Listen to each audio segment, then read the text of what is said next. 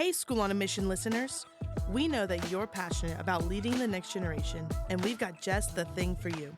The Next Gen Leadership Insider is your weekly go-to for leadership inspiration, featuring blogs, podcasts, and next generation insights. Plus, you'll get real-world stories of how these ideas are reshaping schools and organizations like yours. Don't miss out. Sign up today using the link in our show notes. Now, let's jump into today's episode.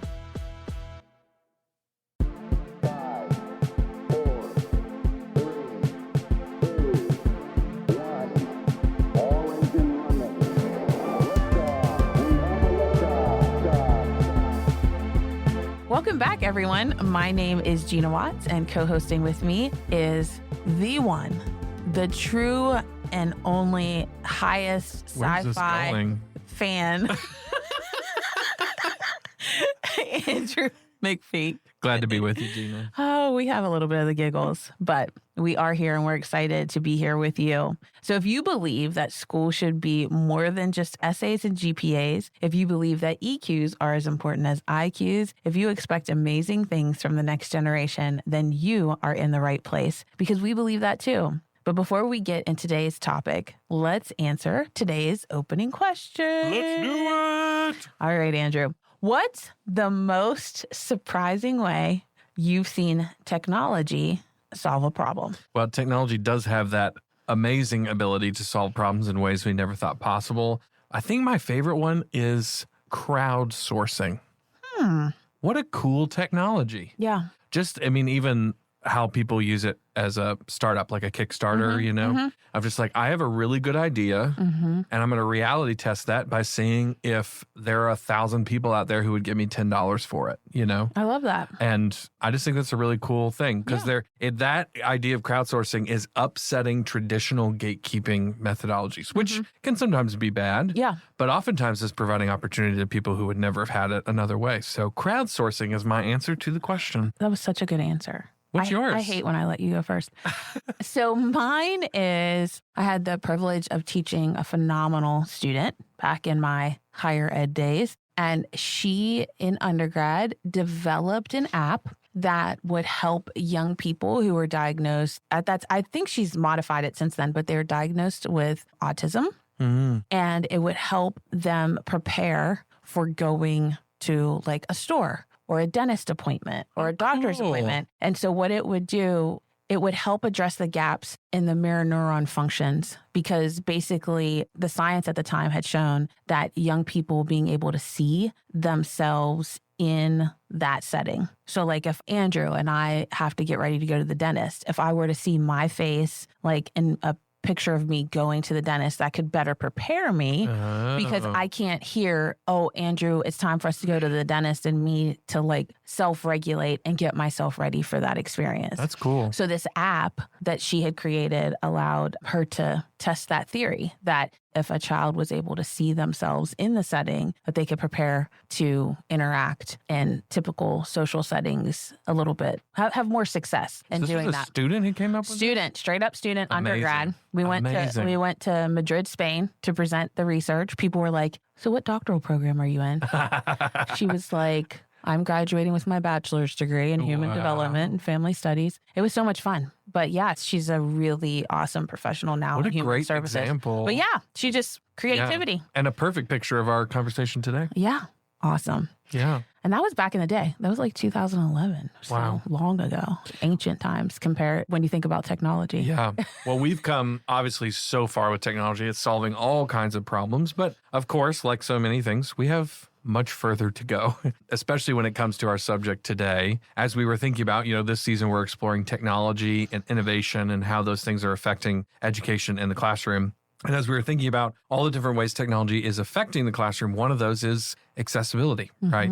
We don't all operate the same. We don't all learn in the same way. We don't all process information the same way. Things that work for you may not work for other people. And the reality is technology can really help with those kinds of realities to make things better. Technology can also make that worse, right?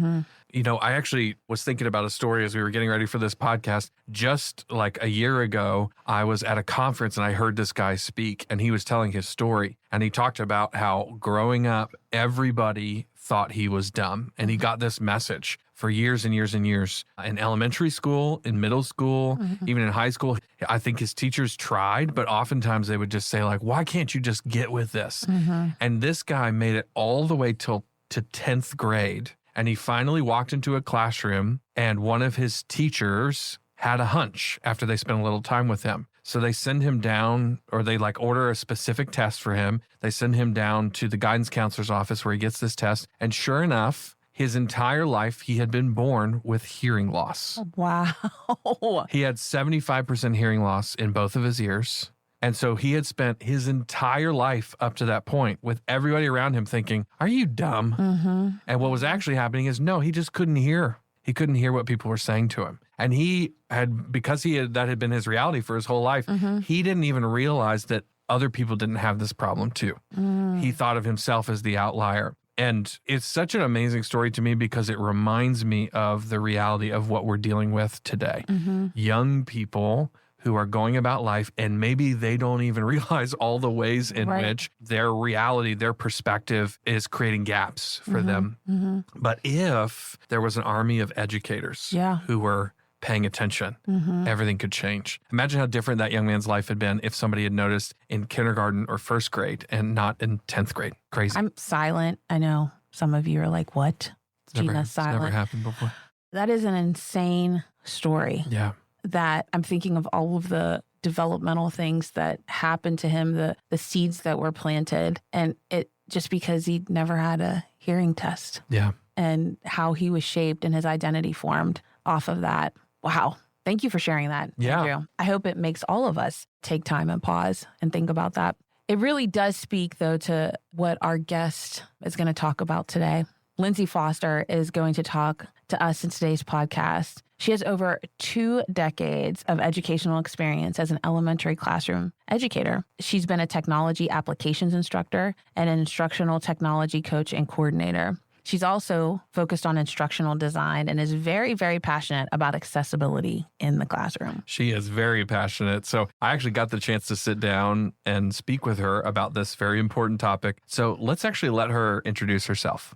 I started my educational journey as an educator when I was in elementary, middle, and high school. My mother was a 6th grade social studies teacher. My grandmother was a 1st grade teacher for over 25 years. And so I said, I'll never be a teacher. That was not something I wanted to do. I sort of fell into education. I worked a summer job in an inclusion school. It was a local district school where we had students who came from a wide variety of ability levels and differences. And I worked in the autism room. And I worked with students who signed primarily. They were mostly non-speaking students on the autism spectrum, and they were using sign language as a form of communication. And I started taking sign language classes because I wanted to know what the students were saying to me, which turned out to be mostly curse words. So I learned the swear words first. And then I ended up getting a degree in elementary education from Oklahoma City University. I went on and got a master's in curriculum and instruction from Grand Canyon University. And I've taught in the classroom. I taught technology applications at the elementary level, K-5. I then I went to teach 6th grade ELA for a year. And then I moved into ed tech coaching for a while. And then I became an ed tech coordinator. And then I moved up to higher ed and got involved with instructional design, specializing in accessibility. And now I've boomeranged back to the classroom and I'm teaching 7th grade ELA. But I've kind of along the way, I've been like a snowball down the hill, picking up skills. And everywhere I go, everything that I do, I've picked up and added on to. So that's what I'm doing. So that's where I am now. So I'm in middle school. So, Gina, as you heard, teaching runs deep in Lindsay's family. And even though she tried to avoid it, I hear that story a lot when I talk to educators. I tried to get out of it, but I found myself teaching. Lindsay, same. Yeah. It sounds like she ended up right where she belonged, right? You can hear the passion in her voice. And especially showing how much she belonged there, the fact that she picked up sign language along the way and a few curse words as well in sign language, which was hilarious. I don't think I've met any hearing person who hasn't also learned curse words and sign Yes. language as they dabbled in it. But yeah, Lindsay's definitely had quite the journey from teaching in the classroom to tackling ed tech and specializing in accessibility in higher ed. It's a wild mix of experiences. Yeah. So let's break that down. She actually describes two types of accessibility, what it means in practice, and how digital learning environments can either help or hinder it.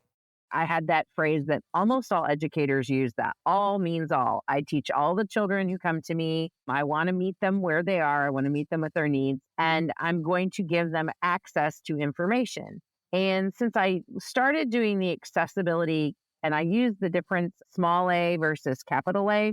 So when we're talking about having access to information, like a PDF is a format that gives everybody access to information no matter what platform you're using, whether you're using a phone or a laptop, whether you're using an Apple device or a Windows device.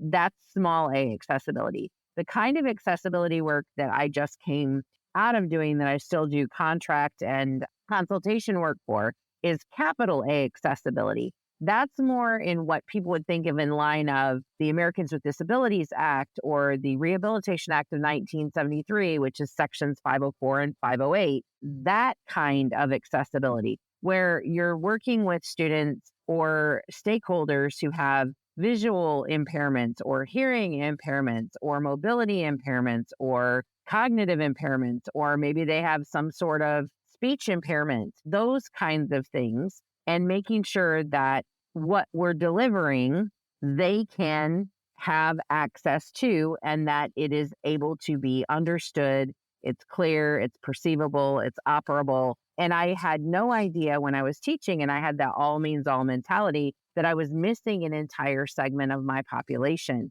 because I didn't know about the capital A accessibility. So it's really important when we use that phrasing, and I like to kind of reframe small a accessibility and say that you can have access to it. But when we're talking about accessibility, what we're talking about is making sure that everyone can read it, hear it, understand it, and be able to navigate it. So that means, is it keyboard navigable? Are the color contrast, is that sufficient? If someone is colorblind, or actually it's color deficiency, if they have that, can they actually see what it is? And so it's really important that we have those definitions and we use those terms so that everybody understands exactly what we're talking about. Because if we don't have the same vocabulary, we're not speaking the same language. So it's really important. That phrase, all means all, is something every teacher can relate to, right? Making sure that every student has access to the information. But Lindsay also really highlighted the difference between that small a and that capital A accessibility. What a great example. Yeah, that small a accessibility is about making sure everyone can get to the information, like making a PDF work on any device. Yep.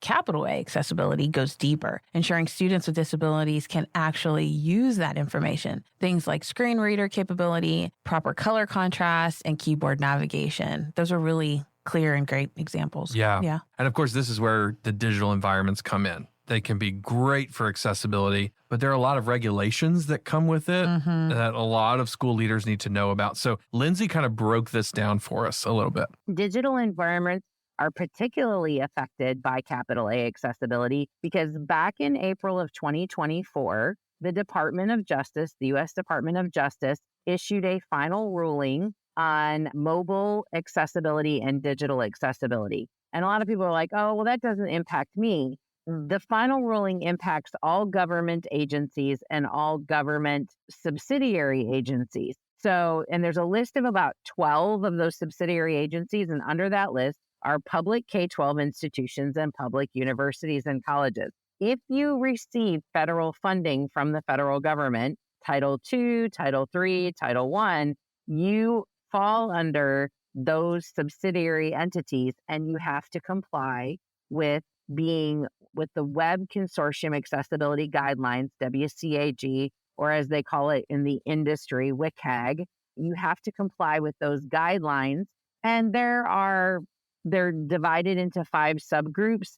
There are about 40 of them, and they have subsets, but it's really, really specific to make sure that every website that you have at your school, every digital device app that you're using at your school or your district, every piece of digital curriculum, every PDF that you send out is accessible to a wide population. It needs to be accessible to someone who's using a screen reader. It needs to be accessible to someone who doesn't use a mouse and is maybe using a keyboard. It needs to have a specific color contrast so that it's legible and readable. There's a whole lot of pieces that fall into that. And so it's really important. And what I learned as I was working in the higher ed industry, and then I moved back down to K-12, was that a lot of K-12 people said, oh, well, our special ed department will handle that. And special ed people don't know any more than any other person doesn't know. And if what you don't know really can hurt not only your district, but hurt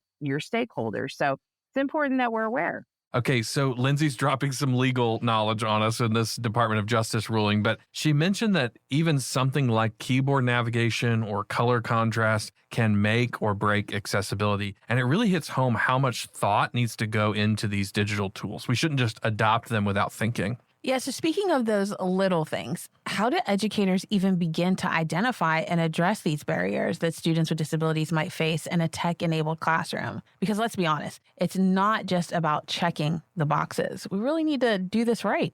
One of the things that I did when I was working in higher ed was worked on a campus accessibility roadmap program initiative. We called it the CAR, Campus Accessibility Roadmap, and we had little cars that we used, and we picked 5 common issues that we saw that were related to ADA accessibility that we found as a result of curating our courses, our Canvas courses. And Canvas, I will mention as a tool. I know we're going to talk about tools in just a little bit, but a lot of the major LMSs already have built-in accessibility checkers that do a really good job of catching about 85 to 90% of your common accessibility issues. So if you can pinpoint one thing or a list of 5 things that maybe you see that you're not doing well. In our case, we focused on color contrast, which was easily fixed because we had an accessibility checker that would tell us whether the color contrast was met or not.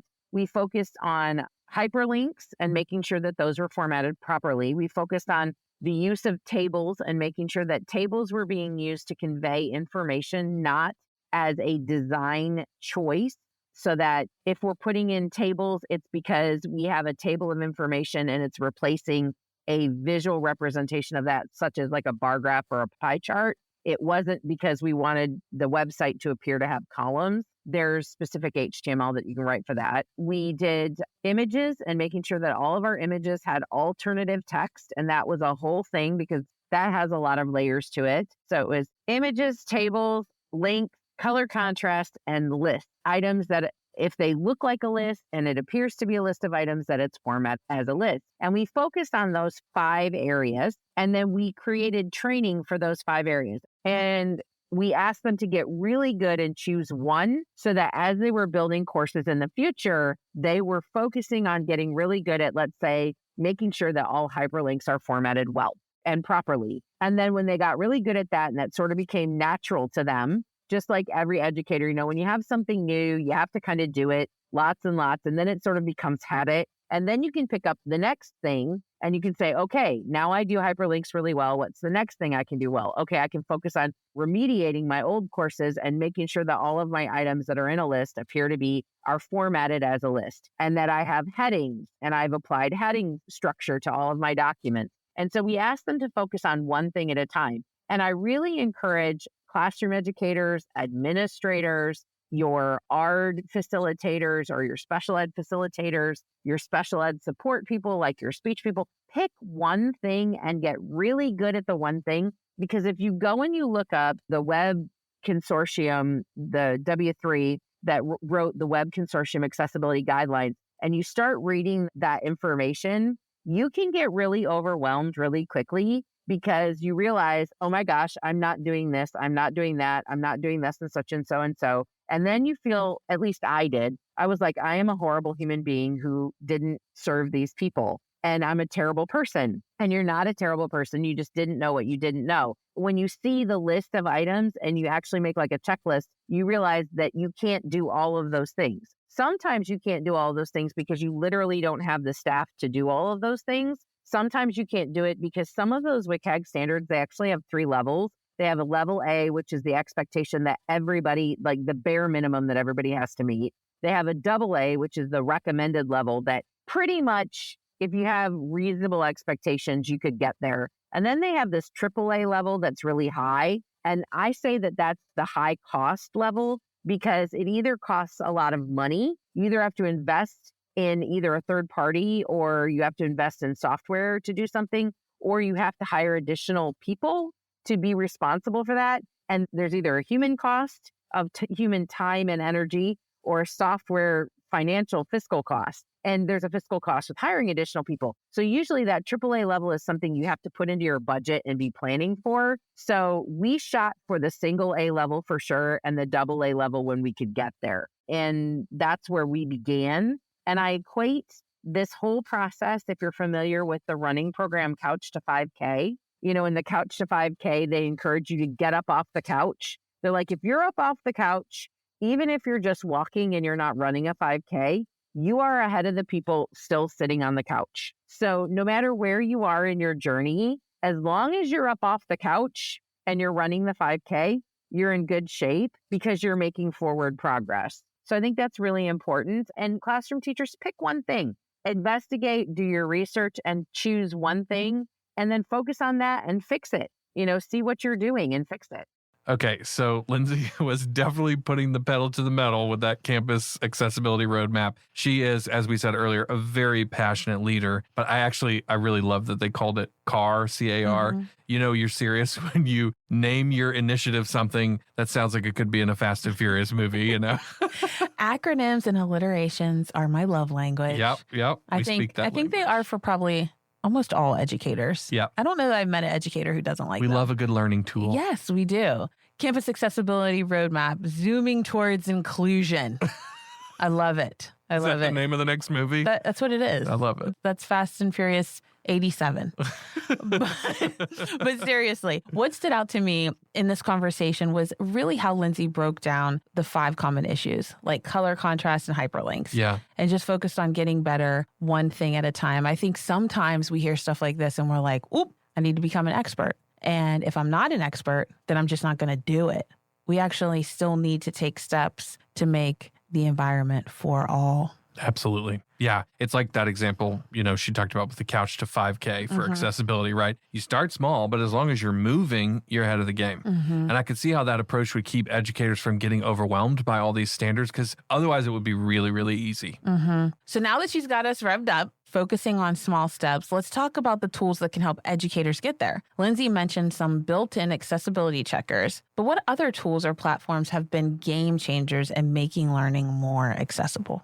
I highly recommend the WebAIM organization. It's W-E-B and then capital A, capital I, capital M, WebAIM. And I am modeling accessibility by spelling that out, by the way. I just want to point that out. They have an extension that is available for your major browsers for Chrome as well as Edge and Safari called WAVE, W-A-V-E. And it specifically will check for the major accessibility issues and will flag them for you. That's a really easy thing that you can do on your websites. You can do it on use it on PDFs. You can use it within your various LMSs. I mentioned Canvas and Blackboard. Blackboard has a tool called Ally. Canvas has a little accessibility guide that is at the bottom of every editable page. I call him the little blue man because he's blue and he lights up and has a number next to him when he finds an accessibility error. And I highly encourage you to use that. Microsoft has an amazing resource sub-department within their organization called the Microsoft Inclusive Design Division. And if you search Microsoft Inclusive Design, you will find a plethora of resources. And within all Microsoft Office tools, so your Word, your PowerPoint, they have a built-in accessibility checker as well. The Google Suite, Google Workspace has not yet caught up to that. There are some extensions that you can use you can find through the web store, the Chrome web store, that will do a decent job. I personally would use Wave over those, but that's a personal choice.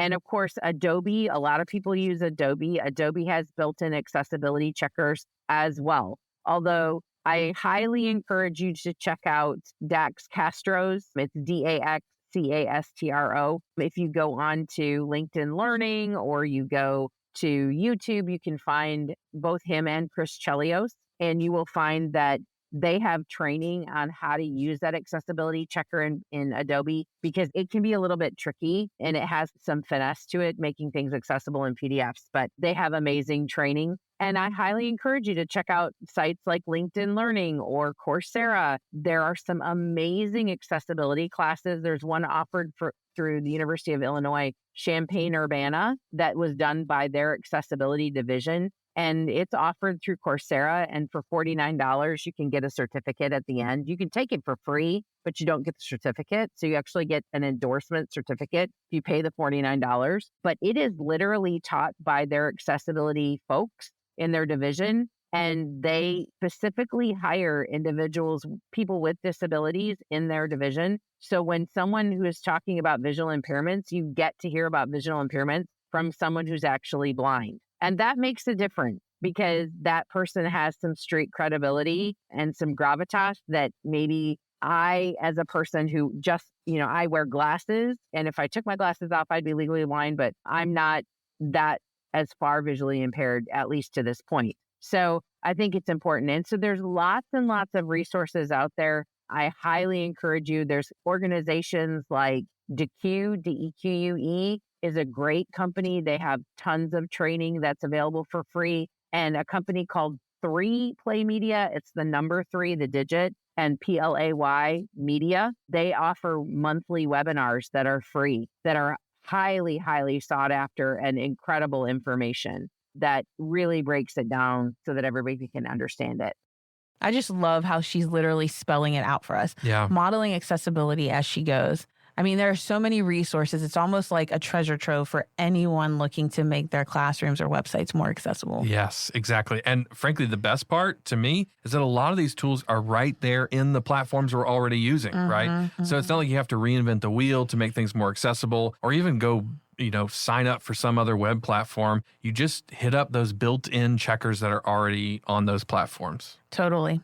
It's one thing to have all of these tools available. The real challenge is making sure schools and districts are actually using them. Yeah. Which brings us to a bigger question. How can teachers and administrators advocate for their schools to have better accessibility resources and training? I was the person in higher ed, in the job that I had, writing the campus accessibility roadmap. I was the person that was the advocate. I was the only person at that time at an institution that had 6 campuses. I worked at the fully online campus, so it was really urgent at our level because of the digital accessibility piece. But I was like a lone person shouting into a hurricane for a while. And yes, it absolutely is one of those things. And it's very, very difficult. So this is my recommendation. You can come at it with a 3-pronged approach. If you think of the trident, you can hit them with the law and the compliance hammer and say, like I mentioned at the beginning, the Department of Justice issued a final ruling in April of 2024. And when I started the work that I started, it was 3 years prior to that. We were kind of seeing what was coming, but it wasn't necessarily the law. So the second thing we said was we addressed the human aspect of it, which was there's a person on the other side of the screen, and there's a person that you're serving in your class. And you are impacting a person. And then the third prong that you can always go with is, I always try to turn it into a remember. And I think the book Mismatch, MISMATCH, which is written by a person with disabilities, it's an amazing book. She makes an excellent point in the book. And she says, if you live long enough, you will be a person with a disability.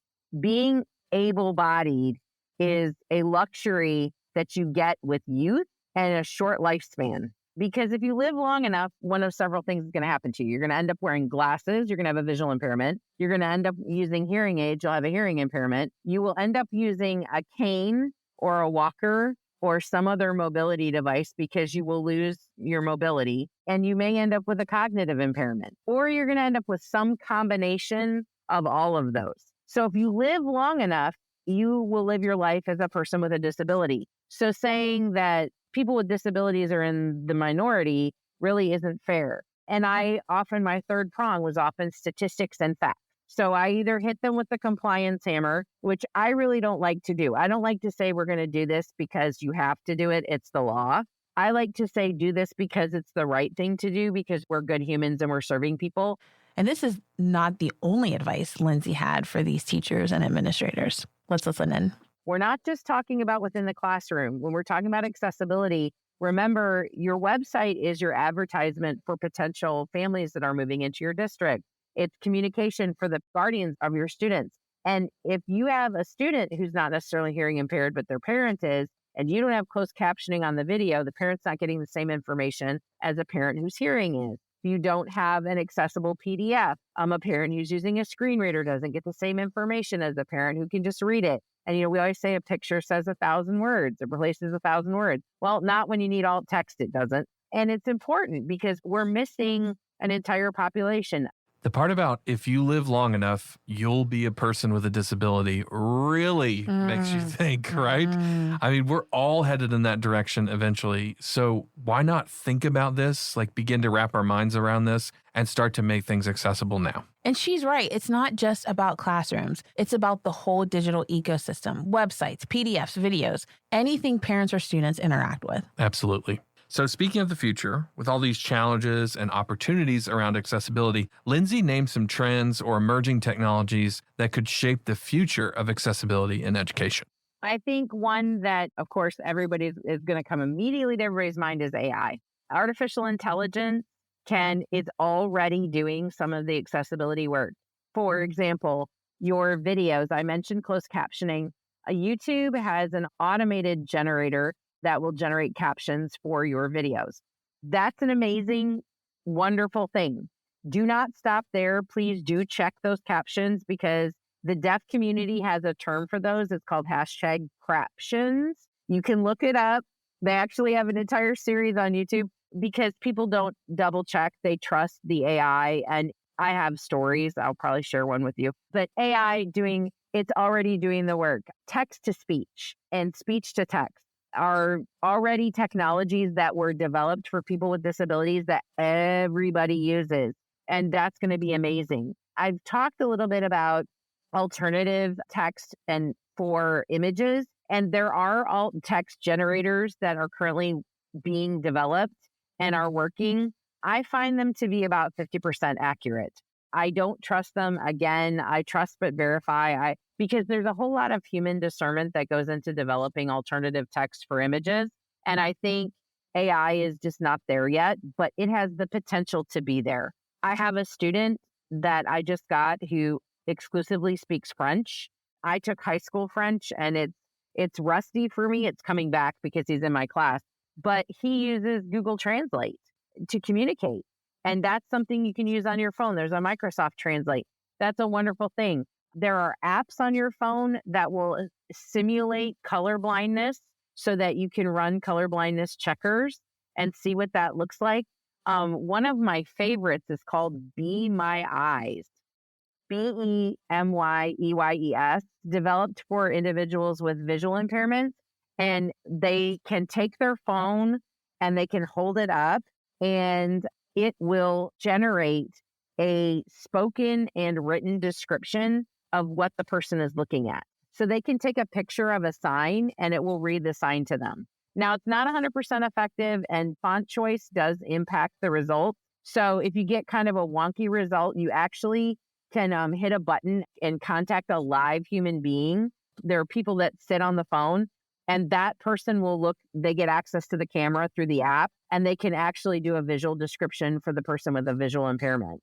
And they're developing a sub tool within Be My Eyes called Be My AI that is starting to do alt text description for images and other things. And it's really active. Google has one called Google Lookout. It looks like the app has a little pair of binoculars and it does a similar thing. And I have found those to be much more accurate than the AI generators on, just your generic ones that we're all using to turn ourselves into, I don't know, Charlie Brown or our version of Charlie Brown or whatever it is. Okay, so AI is out here doing a lot of heavy lifting for accessibility, which is a good thing. But I gotta say, Lindsay's hashtag craptions thing had me cracking up. Automated captions that make zero sense. Yeah, we've all been there. And I think for some people, that has been a bigger deal than maybe even it would be for somebody like me. Right. I mean, it's great that AI is stepping in to help, but she's totally right. You can't just trust it blindly. There's still a lot of human input needed to make it actually work, especially with things like text and translations. Absolutely. Yeah, like Lindsay's story about using Google Translate with her French-speaking student. AI can be a game changer, but it's not perfect. And if you need to, and we really all need to verify what it's doing. It's about using these tools, but using them smartly. And not like fully relying on them at all. Yeah. Because translation is so important. Yeah. Things get lost in translation. So true. So true. And with all of these emerging technologies, it's easy to feel overwhelmed, especially for teachers who want to improve accessibility but aren't sure about where to start. So what advice would Lindsay give to the educators who are just starting out in this journey? Absolutely. So a couple of resources, 2 or 3 I'll mention. Top one, I would absolutely check out John Slayton, Slatin, Access U. It is a conference that happens in the spring. It's hosted down in Austin, and it's named after a guy who was very, very prominent in the accessibility community. And that will get you connected with all of these other people and organizations that I've mentioned. And they have information for people at the base level. Like, I'm just getting in, I'm new, I'm started. They have stuff for people at the intermediate level. They have stuff for people at the advanced level. And you can get in that network because the accessibility community is a smaller community. I would check out DEQUE, DEQUE. I would check out 3Play Media. And I would also check out Accessibility Oz, OZ. It's run by a woman named Gian Wild. Her name is spelled Gian. She's out of Australia, and she exclusively hires individuals who are people with disabilities. They are one of those third-party companies that will do an accessibility check on your website and tell you what they found, how you can fix it. They will help you fix it, but she exclusively hires people with disabilities because there's nothing about them without them, because they're one of the most underemployed populations that, people are like, I can't hire someone with a disability because they think that it's too much of a challenge to make the accommodation. So, and the other thing is that as you're working through this and as you're looking at these opportunities and seeking out these people, think about, you probably have someone on your staff who has an accessibility need. The more that you are aware and the more that you create an environment that is welcoming to individuals with accessibilities, think about it as, I equate it to, if your arm is broken and you have to ask somebody to open the door for you, you sort of feel like, you're burdening them to ask. And no one should feel like they're a burden, I think. And if we make the space for everybody and we say, look at what we've already done, and maybe it's not 100% perfect, but just like when you go travel to a foreign country and you try to speak their language, they appreciate that you're attempting to speak their language, not forcing them to speak yours. They appreciate that you're making that effort, and they understand that you might not be a native speaker. You might ruin the conjugation, but at least they see the attempt. The same thing is true with accessibility. As we focus as a country, we're starting to become much more aware of those microaggressions that we make for people of color and for different ethnicities and those sorts of things. People with disabilities is a subset. And we have lots of those, like I think of those Venn diagrams where you have all these people who belong to all these subsets. You're not exclusive to one cluster of individuals, so we need to think about, as we're considering microaggressions and as we're considering safe spaces, is our workplace a safe space? Is our classroom a safe space? Are we really making it, when we say you belong and we welcome you, are we ready for you to be here? Or are we going to make you have to ask and feel really bad that an accessibility accommodation has to be made? Lindsay's so good. It's such amazing advice. I know, man. She packed so much wisdom, but also practical advice into this episode. It was a lot A whole lot. So much. Actually, I've got too much information. I got TMI. Gina, I think it's time for DMI. Yes, I've been waiting for this moment. And friends, if you've been listening to us for a while now, you know that DMI stands for Don't Miss It. So Andrew and I will both share a highlight from today's episode that we think you should pay a little bit more attention to because we don't want you to miss it.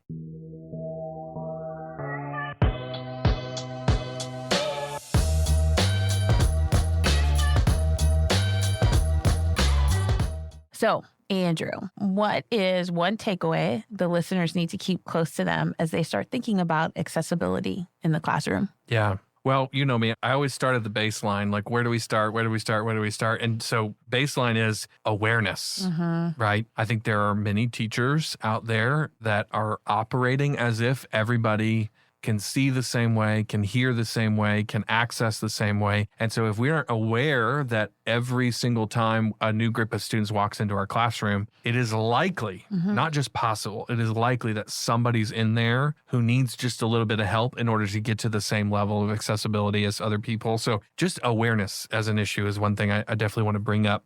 The second thing is I loved her example of the little a versus big A accessibility. I won't go too much into detail because it looks like you want to talk about that. I stole your thunder. No, you can take it. But I just love that example because, yeah, it's a perfect picture of the challenge that we face in using words and making sure that we're speaking the same language as we're engaging. Yeah, I was reaching across the table. She tried to choke me.